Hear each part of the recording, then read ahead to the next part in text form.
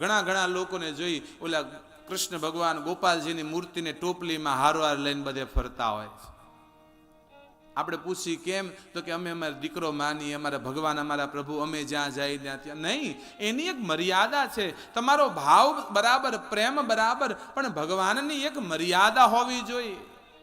શાક માર્કેટમાં જાય તો હારવાર ટોપલી, જ્યાં જાય ત્યાં હારવાર ટોપલી ને ભગવાનને હારે ને હારે, આ ખોટું છે. ઈશ્વરની મર્યાદા હોવી જોઈએ. ભક્તિ કરતા કરતા તમારો અહંકાર ઓગળવો જોઈએ. તમે જે કાંઈ કરો એનો જો અહંકાર મનમાં રહી ગયો ને, યાદ રાખજો તમારો બધો નાશ થઈ જવાનો. તમે જે કરો છો એનો અહંકાર મનમાંથી નીકળી જાઓ છો. આપણને તો અહંકાર હોય ને, અમે માળા કરી, અમે આમ દાન કરી, અમે એટલું ભજન કરીએ. દાન કર્યું હોય તો એનો અહંકાર હોય.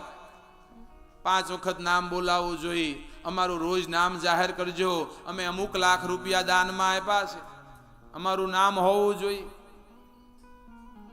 મોટી મોટી તકતીઓ મારવી, બોર્ડ મારવા, અમે આપ્યું. આજે અહંકાર છે ને, યાદ રાખજો તમારા દાનનો નાશ કરી દેતો હોય છે. પંખો આપે દાનમાં, હોસ્પિટલ હોય ને, હોસ્પિટલ બંધ, ત્યાં પંખો આપે.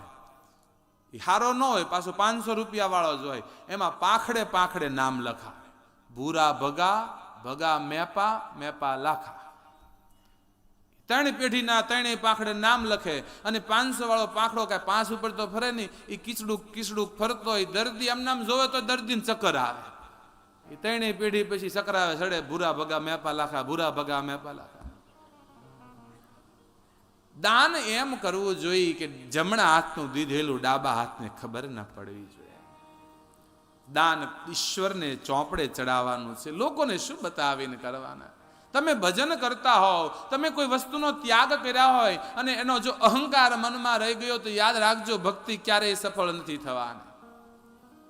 આપણે કોઈ વસ્તુનો ત્યાગ કરી, એનો અહંકાર મનમાં ન હોવો જોઈએ.